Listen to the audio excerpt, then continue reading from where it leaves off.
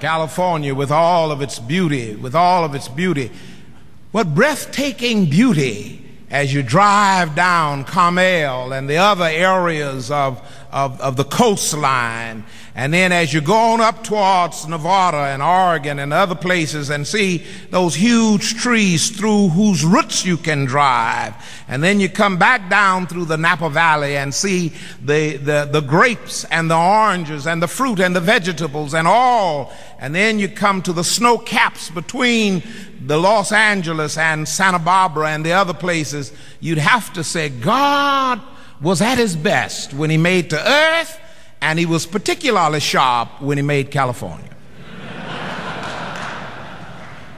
Even now, as he has fixed it, where every now and then, as Mama says, he groans in his spirit, and we call it an earthquake. He was at his best, even in earthquakes in California.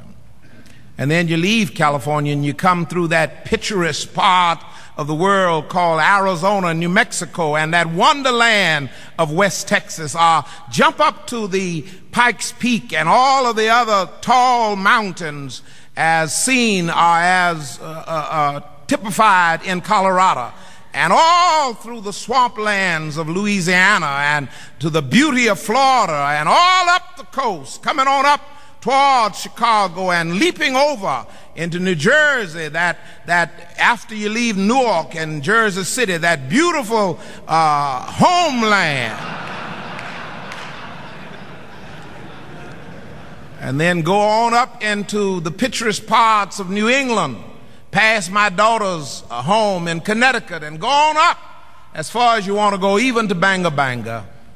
You've got to say that he was at his best when he made the earth. And though we don't believe it, leave the United States. And there's some beauty even when you leave here. Now, it's hard to find, but it's out there. The Alps and all of the picturesque places of the world in Africa and the third worlds. God had to be at his best when he made the heavens and the earth. No, me think not. Me think God was at his best not in Genesis 1:1, but in Genesis 1:27, when it said, and God made man and woman. I'm impressed with the earth, I'm impressed with the heavens, but there is nothing made so uniquely as man himself. And I don't believe he was made like unto James Weldon Johnson's poem, and God was lonely. That's not language describing our God.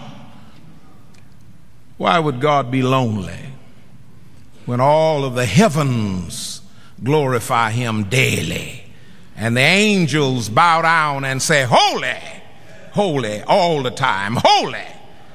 I remember as a student preacher, I asked one of my mentors, Dr. McCardell, why the angels bow and say holy and then come up again and bow and say holy. I said, don't they get tired? Just holy. And McCardell said, no, for two reasons. Number one, they don't have earthly bodies. They have heavenly bodies, and they don't get tired. And that's something to look forward to when we all get to heaven. And he said the second thing is they're not bowing out of duty. They are bowing, reacting to something God has done. And they bow, they see something, and they bow and pay homage to him by saying holy. And by the time they get their head back up and look at him again, he has done something else. And they bow again and say holy. And by the time they get their head back up, he's such a great God, he has revealed something else to them. And they say, holy. He is a great God. I'm hunting for a witness.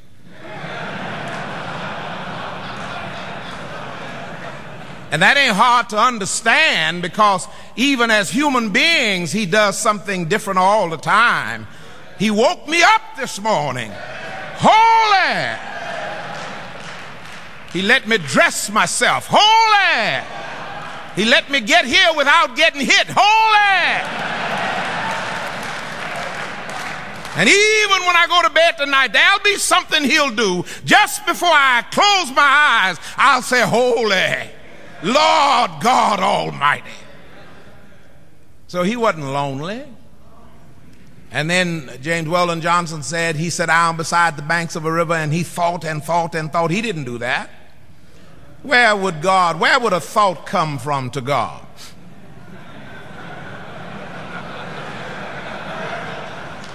God is the creator of thoughts. Whoever could send God a thought is God. So he didn't think it and try to figure it out. He just made man. Already thought out, already planned out before the foundation of the earth, of the world.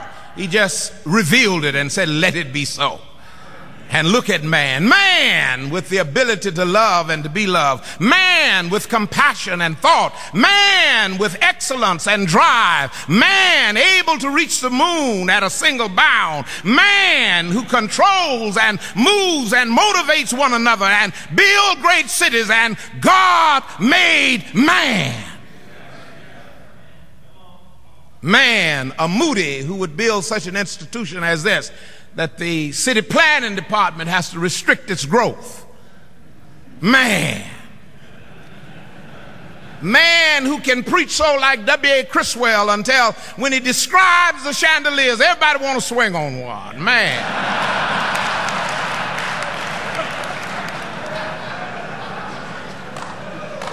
And God made man.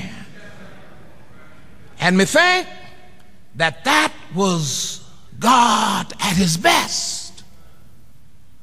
No, I think not. Some would say that the deliverance of Israel, that long journey, both into Egypt and out of Egypt and on down to the promised land, pictures God at his best.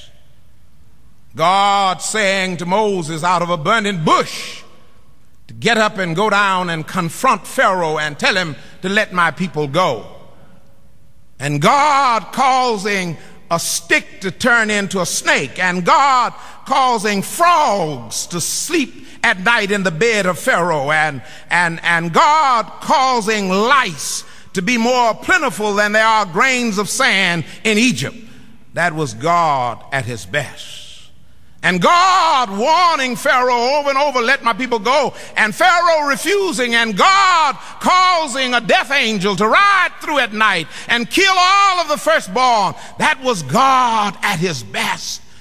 And those several million people loaded up and marching out of Egypt and being stopped at the Red Sea, and God flip-flopping the sun to slow down the march of the enemy. And God telling water to congeal and move back and ground to be dry, and marched an army of people across and then let it flop, and Pharaoh's army got drowned. He had to be at his best. He had to be at his best when he heard them say, we are thirsty, and water came forth out of a dry rock.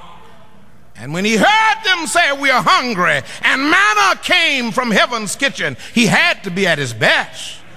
And when they complained that we need more than bread, and when he cooked quail in heaven and floated them down on clouds, he had to be at his best.